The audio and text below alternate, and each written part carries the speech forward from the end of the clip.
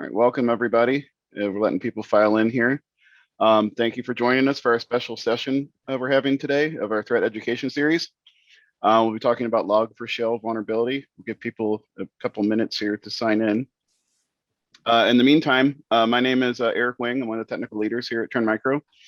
We have a panel assembled of many of our experts here, which are going to go through the, what you need to know, what you need to do of the Log4Shell, and we'll share some resources with you, and we'll have a full Q&A as well. So I see people are still coming in. So again, we'll give everybody a moment here for kick things off. Let me share my screen here as well. So we got something on here. Okay, so our panelists today, we're going to have Pawan Kinger. He's a director of our threat research. Ian Herodis, cybersecurity architect, and Chris LaFleur, who's our incident response leader. They'll walk through everything. Feel free to ask questions within the chat. Also take advantage of the Q&A. We do have people monitoring both the chat and the Q&A, and as I mentioned before, we will be able to have a live Q&A at the end as well, and that's going to be hosted by Mila, who'll be joining us. So looks like some people are still joining. Let's give them a minute here before I pass it off to Pawan.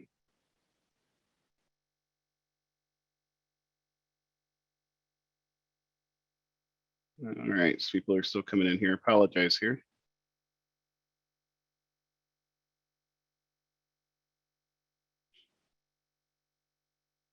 Okay, so again, those of you just joining, welcome.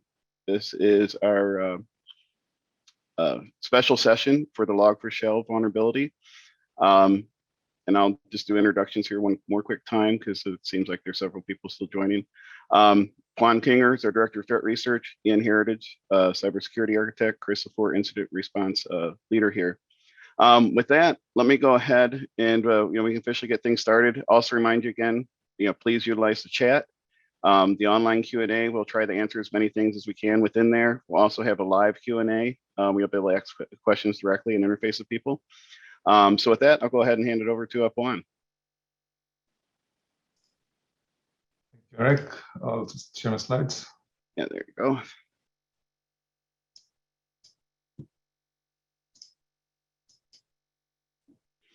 All right, so we'll be talking about Log4j in detail. I just want to ensure everybody understands the vulnerability.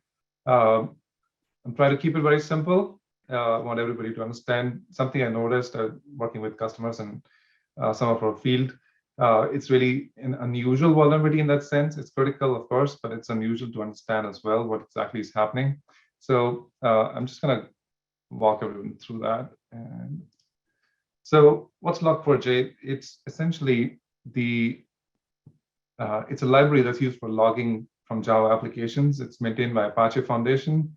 It's got extensive framework to log all sorts of things. So it's not just plain logs that you're putting in. It actually allows a lot of capability to enrich those logs.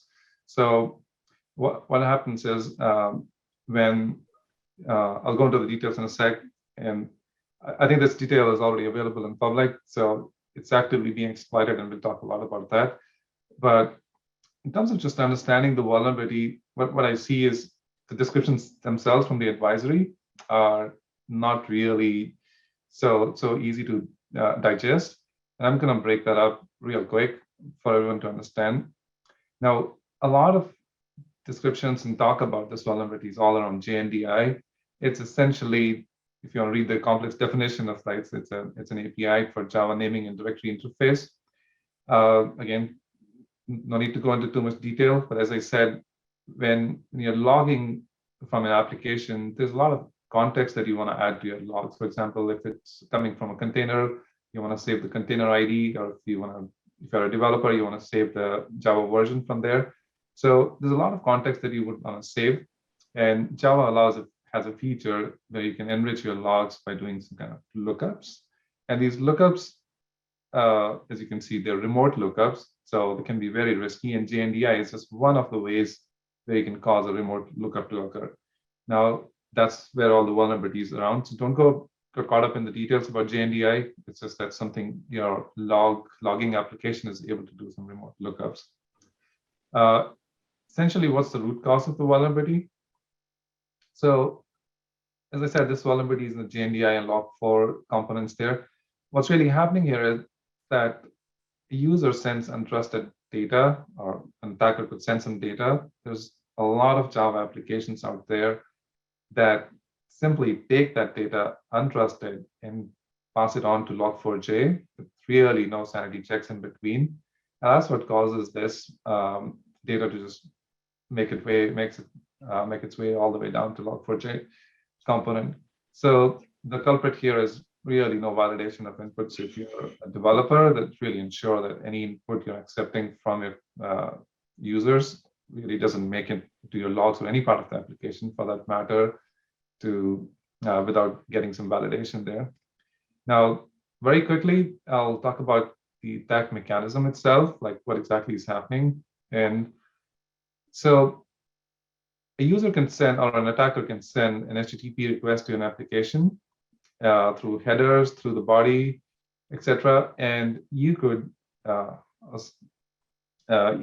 up with the attack being passed through the headers, etc. So there's a string that the attacker controls here that will get passed on to Log4j. Log4j will do a reverse lookup on that. It'll try to find, oh, I need to go talk to an LDAP server. It goes, finds that LDAP server, and guess who controls the LDAP server? It's the attacker. So the attacker gets a request from the victim.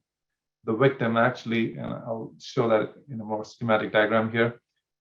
So the victim actually sends the request back to the attacker from an LDAP, and the LDAP server again has a chance to send a payload, which is basically a class file.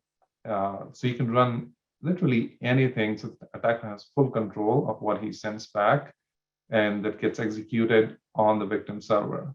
So it starts with an HTTP request. So it's a multi-stage attack, as you can see here. And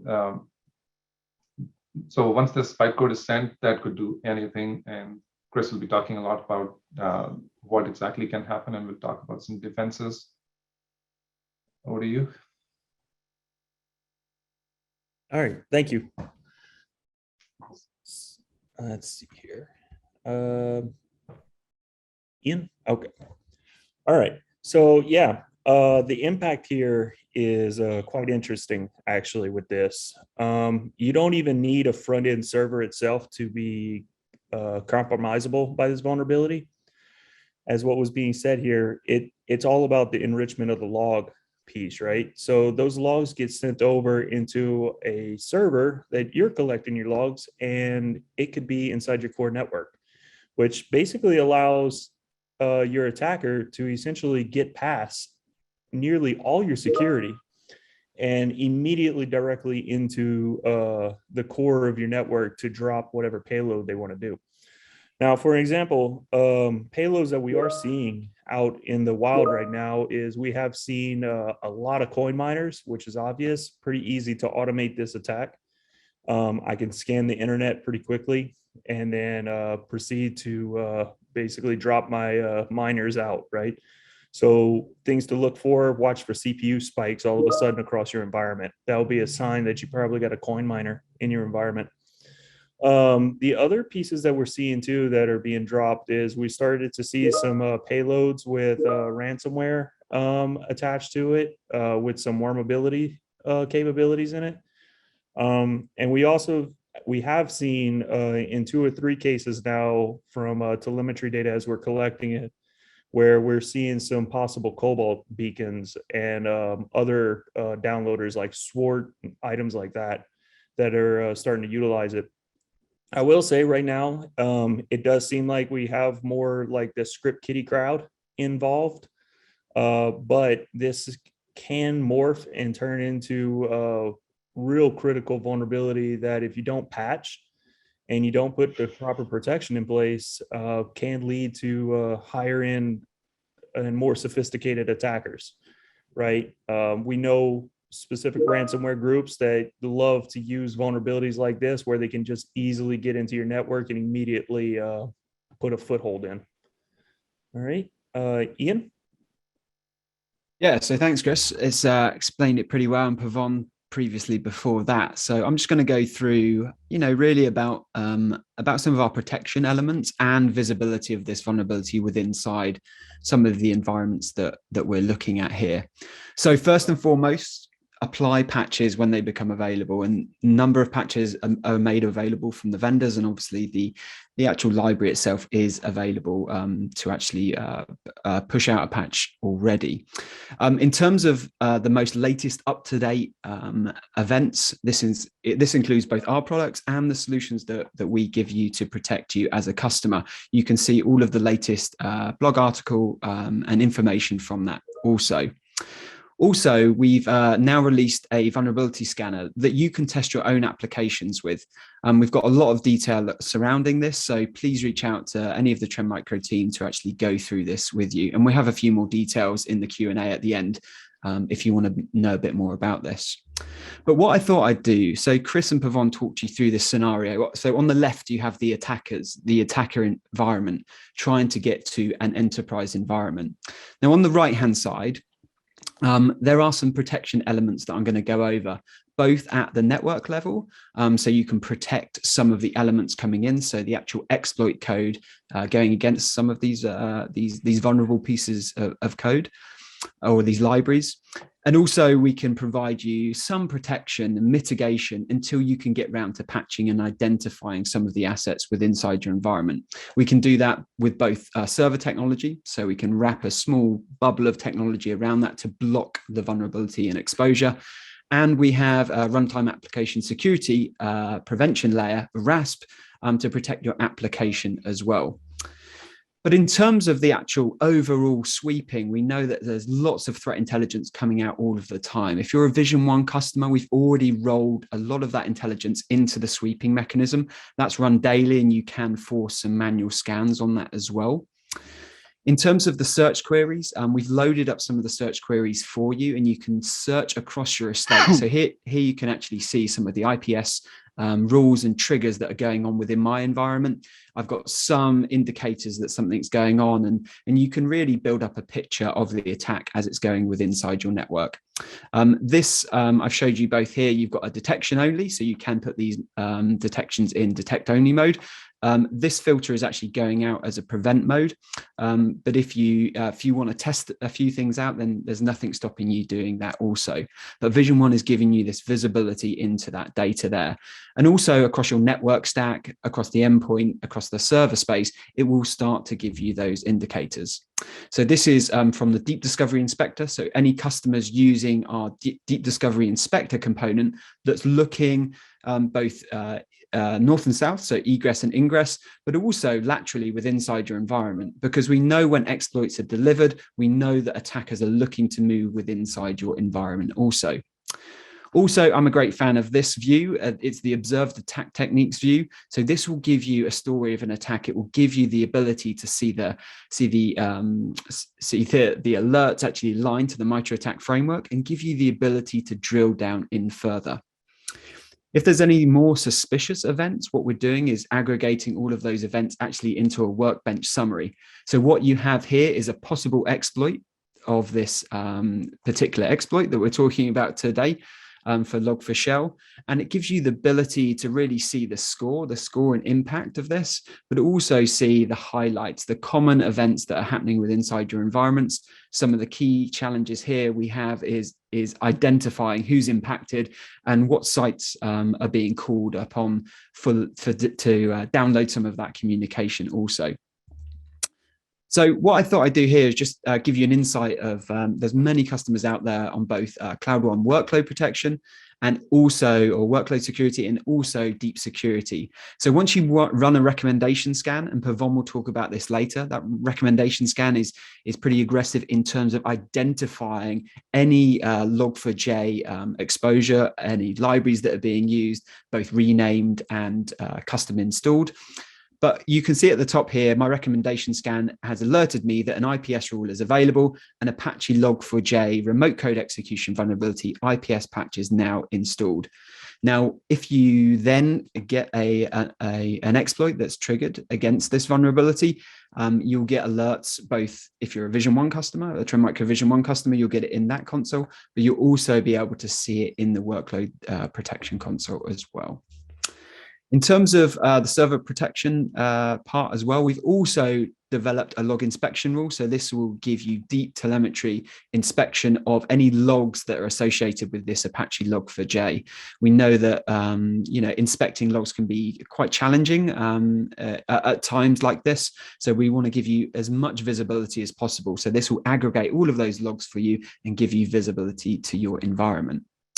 Also, I mentioned application security. So this is a component that can be embedded within your application itself. This is looking for remote code execution of any vulnerability that, for any payload that's been triggered. And it can take a block action. We can put this in monitoring mode also.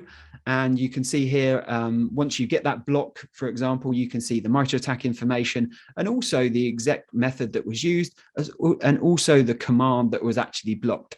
So we were seeing that was a touch to create a pawn file here, or a pwn file there. And also, last but not least, is, we've had some customers reach out to us, and how do you identify actually in your source code repositories that maybe Log4j is being used across your code repositories, and you're using that as a library. So pleased to say that Trend Micro Cloud One Security, powered by with Sneak, actually has that scanning capability. So you can point it at a repository and it will give you that information. It will ingest those manifest files and understand where that library actually sits inside your environment. So again, giving you that visibility and time to react at this time of need. But again, as I said at the start, please go out, identify all of these components that you have. We know that can be a challenging time, but once you start putting in visibility inside your environment to see actually some of the triggers, even at the network stack. So we do have a tipping point IPS, which can sit inside your in line with inside your network, so it can look at the attacks that are being triggered there also. So again, I guess the takeaways, and we can head over to some Q&A, but it's really to ascertain and do that assessment inside your environment. Continually alert. So we've seen some of the alerts that are in that Trend Micro Vision 1 console if you're a customer, but also, increasing your defenses is also key here. So, removing the ability for this library to be utilized or manifested against. So I think with that, we're going to go over to Myla, I believe, now for Q&A. That's right. Thank you. And thanks for the quick then sharp conversation on what the vulnerability is. So I invite again our speakers, Ian, Pawan, and Chris. We've got tons of questions. I don't know where to start, but I think the last few days over the weekend, really what I call it's an arms race, right? The disclosure bug last week set off a global race among companies, organizations, and even government to really fortify their weak points because of this obscure there's a lot of obscurity and crucial software that we really need to manage. So let me start first with Pawan. You've talked about earlier about the problem statement, the vulnerability itself. We know that this vulnerability is causing massive risk exposure. Can you tell us a little bit more about the broader nature of this vulnerability? And also, I'd like to focus also, if I can do a double ding on mitigation. I heard that in a lot of the questions right now. So can you kind of speak a little bit about that part? Sure. I think Java is so pervasive already, and it seems almost all Java applications, I don't want to say all, but it's a very high percentage of Java applications actually rely on Log4j. As I said earlier, it's pretty extensive, feature-rich, lots of features that could be exploited as well. So it's very widely deployed, and surprisingly, it's a lot of public-facing servers that have this. So that's why the impact is so crazy in this case. All public-facing servers is running this, and mitigation is not super easy, or there is some ways to do it, but identifying which applications are affected, I think that's what a lot of I see in the chatter as well. That's what enterprises are struggling with. How do I know which particular server is vulnerable? And that's where we have this Log4j tester.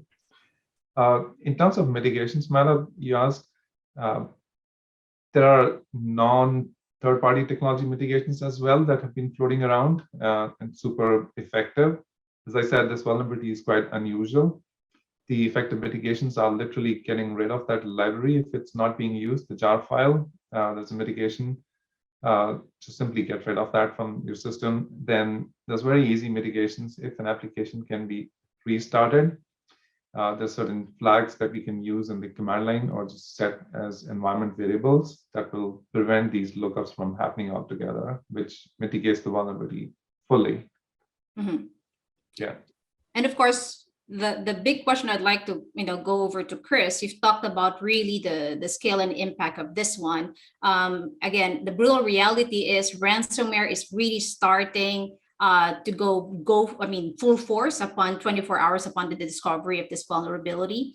Do you see other trends or on how some of these threat actors are really pushing our boundaries right now, apart from ransomware? Or if it's ransomware, what is the trajectory? So right now, what I believe the trend will be is, yeah, we have a lot of attention on this vulnerability today, right? And the ransomware cases that we have seen, they're coming from new ransomware gang groups in general, right? They're trying to take their opportunists, the easy vulnerability that they can get into the core network and execute their payloads in, right? Mhm.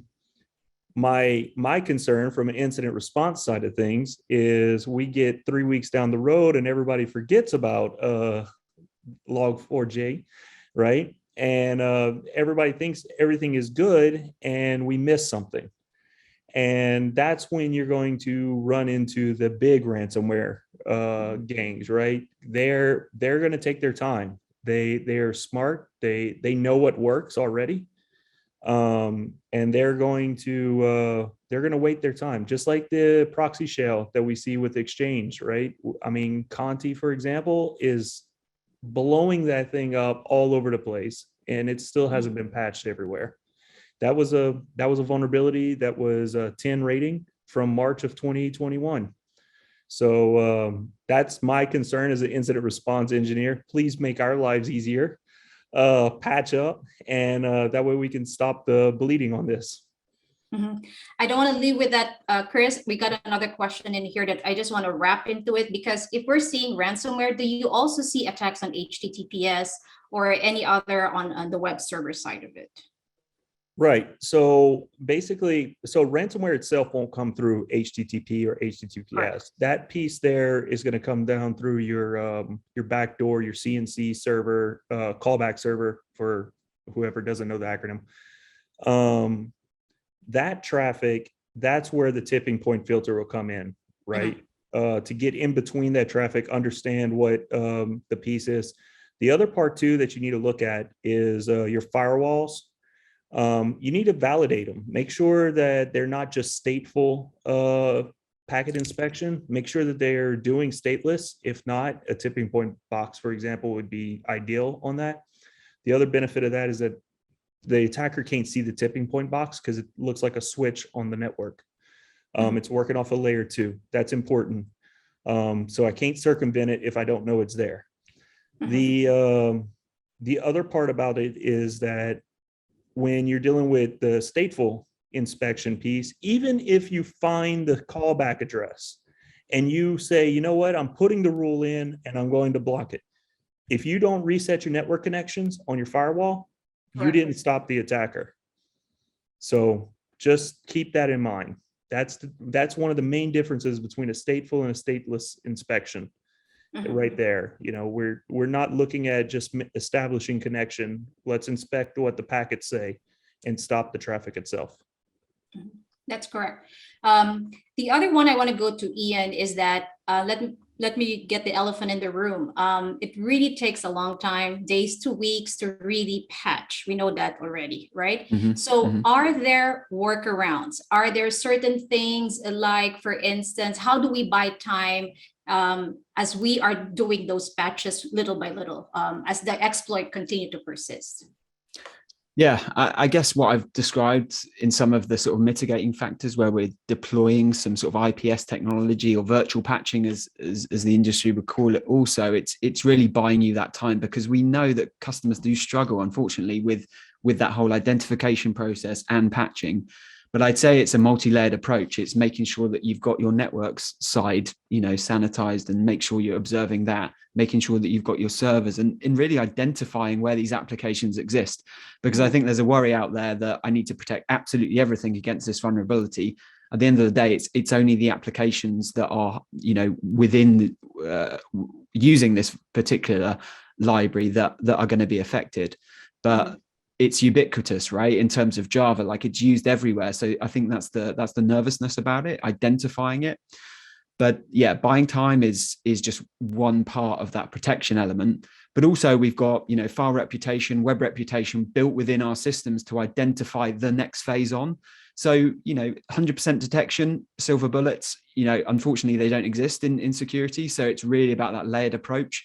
So even if an exploit does get in, there are other means that detection capabilities that are there to benefit you. I looked at the web reputation service, detecting like the command and controls that go out from some of these at the moment. That's over 1,800 distinct URLs already. So, and that's growing, right? So for me, Myla, it's about layered approach, but also just going back, identifying those assets that you've got, and really, acknowledging the risk. The risk is this is a CVE 10 because, it can be executed really easily. And unfortunately, as Chris said, once the hackers get hold of this, they're looking to spread laterally and monetize this vulnerability, right? They're looking to download payloads. They're looking to push coin miners and things like that. Correct. Yeah. Since I still have you, Ian, one of the questions that we got also from the Q&A is on the cloud. I know you talked about, protections from the cloud workload, but how can they ensure that cloud providers are also secure, being, there's a couple of third-party vendor in there. And then the second question will be, I saw a lot of this question also for worry-free mobile. Are there protection also from that end? Yeah, so responsible vendors are going out there and listing all of their products that could or potentially have this specific vulnerability in it. We're one of them. We put it on our knowledge base. If you go to the actual article here at the top, you can see all of our products listed and whether they're affected or not. Similar government agencies around the world are collecting all of those software providers and acknowledging that. So yeah, just keep up to speed with that. But what I would say about the cloud provider specifically, just, understand your shared responsibility model. Like if you're using an infrastructure as a service and you're hosting an application, your responsibility is to patch it. If you're using more of a SaaS-based service, then the responsibility is on the actual, the cloud owner or the vendor, essentially. So acknowledge that, see where you are in that stack. And I would say that every vendor out there in the world has some form of statement banner on their website at the moment that is really trying to help you out in terms of, identifying it, because it's ubiquitous. As I said, it is, out there and being used, right? That's right. And I think you've mentioned, Ian, that if there's only one thing that comes out of this one, is really all the experts like you're coming together to really help Apache and really come together also to find out protection, regardless of, brand or what part of the network. So I think it's good. Pawan, I saw a lot of questions also that I think we need to address on what are the existing IPS rules that are now being provided, at least on the deep security side. I know it's a long list, but if you can walk us through to what is happening right now and what will be also provided in the super near future. Yeah, and before I answer that question, I want to emphasize what Ian just said. I saw a lot of chatter about this cloud aspect. My applications are hosted in the cloud. The point that Ian made about shared responsibility model, the application is your side of the responsibility. So please take care of it yourself. Don't wait for your provider to take an action for you. What you can do on the cloud is use your security groups, etc., to ensure the LDAP, the RMI, etc., are not allowed outgoing from those servers. And now I'll come to your question, Mala. What rules are there?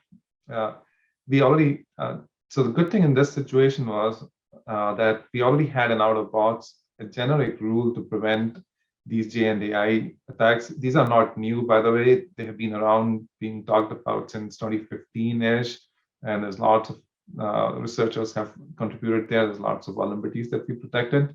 So we already had a rule out which was generic in nature, but which prevented all the attacks that we were seeing at that time on Friday. So so that's a generic rule that could cause false positives. And then we rushed to ship a vulnerability specific rule. And it's all listed in the first article that's on the page right now on your screens. So this generic rule, the vulnerability rule that we have is out there. It's recommended by the recommendation scan. And Ian mentioned earlier about the recommendation scan. We've been quite aggressive about the recommendation scan for that rule.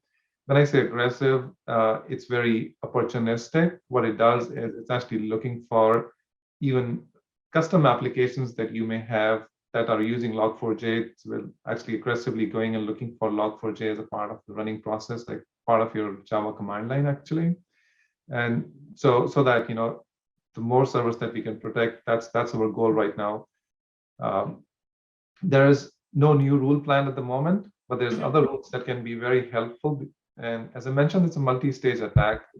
There are various stages. The rules that I mentioned so far help with the first stage of the attack. Then the second stage of the attack, almost invariably, we're seeing a common payload, and that's how JNDI works. It downloads a class file. So there's a rule that helps you prevent download of all class files. So if your application does not legitimately download class files from anywhere else, it's a good rule to assign, which will just simply block all class files being downloaded. Okay, cool. And the links that are being provided on the screen right now have that complete list, and we will, with a lot of agility, update all of this list. I want to be very inclusive, Pawan. One of the questions asked also is that if they don't have the IPS module, are there other ways of protection, at least on the basic side, like a basic anti-malware solution or module? Yeah, and I think Tim posted that on the chat as well. And Ian mentioned it's really layers of protection here. Yeah. So across various stages of the attacks, if you don't have the IPS, the outgoing connections that are being generated after the attack successful, there's about 1,700 to 2,000 links that we block at the moment. There's malicious class files are being detected. So if they end up touching your disk, anti-malware would kick in and detect those class files. So there's other layers too that help here. WRS is really powerful in this case. So all the malicious servers, you'll not be able to contact those malicious LDAP servers in the first place. So it'll prevent. Right. Correct. Yeah. Okay. I want to switch a little bit to Chris, as Chris sees everything real time on a customer perspective.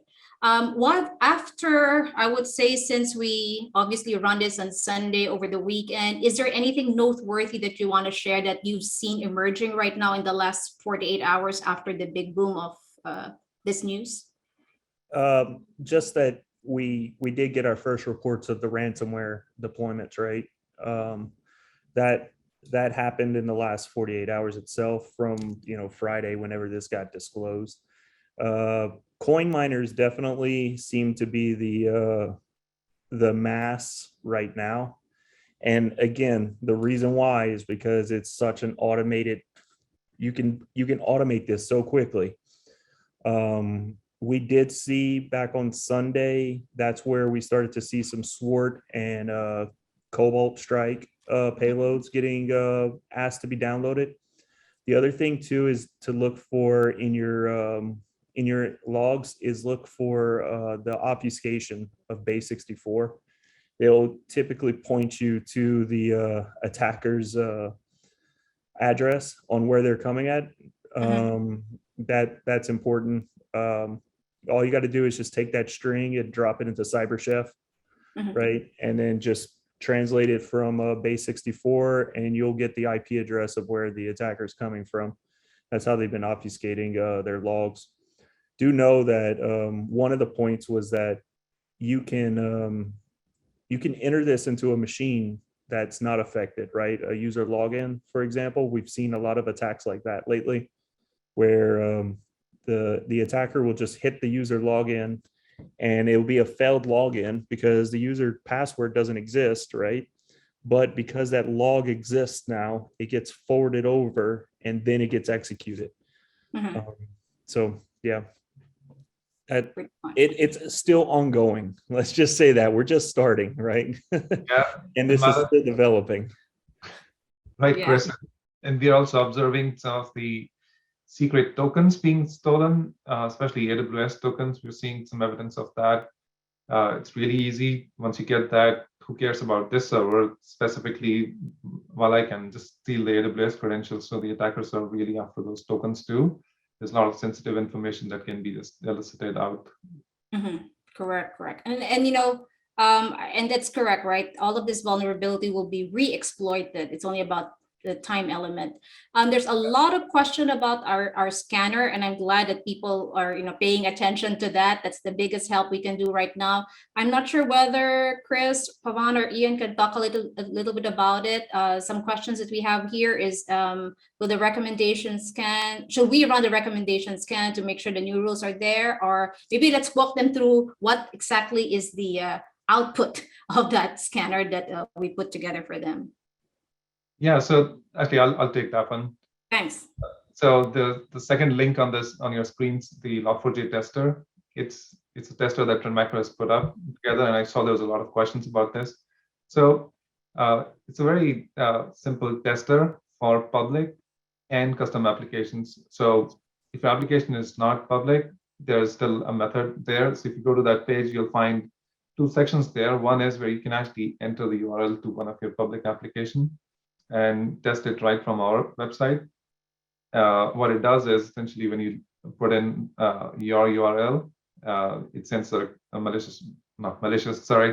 testing request, a probe to your server, and if it generates, your server generates an LDAP request back to us. We register that, and nobody else can see your results. By the way, it's all protected by a GUID string, so it's unique to you. It's pretty long; nobody can guess. So we protect that with a unique string, and it comes back, so only you can see that your server is vulnerable. And the other thing that this tool allows is on the side, you can generate a curl command for yourself that you can run against some custom applications like the one I'm running on my desktop here. I test that application. I can still see on this Log4j tester on Trend Micro that my particular application running in my container is vulnerable. So you can do both, use the curl command or probe directly from our scanner. Mm-hmm. Cool, thank you. We're trying to close to the hour, but I'll ask one quick question to Ian. I saw a lot of this, or Ian or Chris can answer this. I saw a lot of questions about other open source vendors or other vendors that are also depending on Log4. Are there specific mitigation for this? Because most likely they will not come up with a bigger updates just like the big giants. So any help that you can offer for some of this open source apps? Well, I'd say it's first off identification. So, the open source scanning tool by Snyk that we've integrated there, definitely could look at picking up some of that. But also, it's just identifying that you're using that code library within inside your application is absolutely key. Unfortunately, due to the nature of open source, some of these projects are not worked on and not maintained.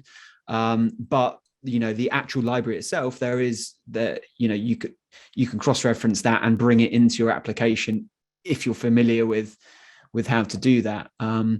But unfortunately, I think it's all to do with identification. If there hasn't been a patch made available for that particular part, then you really need to acknowledge the risk and either do some prevention or acknowledge the risk and figure out what you're going to do to really deal with the consequences if something did happen. And lots of people would be taking the risk element of actually, let's just, box it in and as Pawan said, if you can limit the network traffic going in and out, sometimes difficult, then that's a way. But that's I'm sure lots of these libraries are being looked at in great detail, and the more popular ones are definitely have already been updated. I've seen that already. Yeah. So Correct. Well, another suggestion really is to really evaluate how useful are some of these apps in your critical operations, right? If they're really running a critical part of your supply chain, or if otherwise, then I think those are things that you can take offline for the meantime,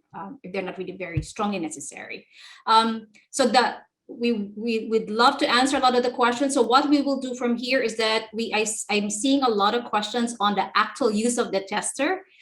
So maybe we will take that as an action item from our end. Ian did a fantastic video. We will also put that on this link. So maybe we can do that, take it offline and do probably a scanner video on how it really works, because I saw a lot of these questions.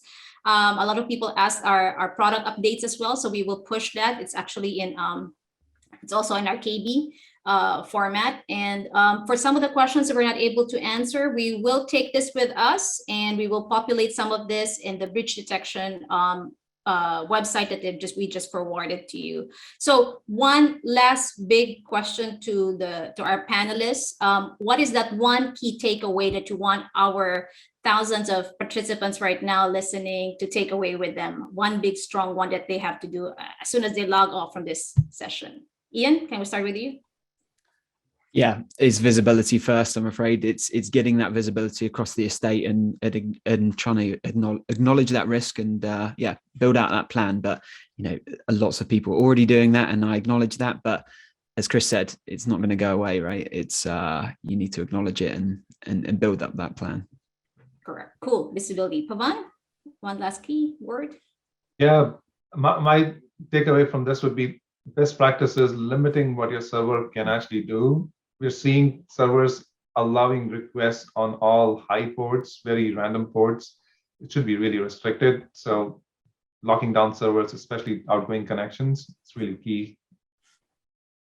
Correct. Close those doors out. Yeah. Right? Perfect. And Chris, you got the last one for us. I would say patch. Once you've identified, please patch, please close your ports and patch and get rid of the vulnerability. And when in doubt, go test it. Make sure that the patch stuck.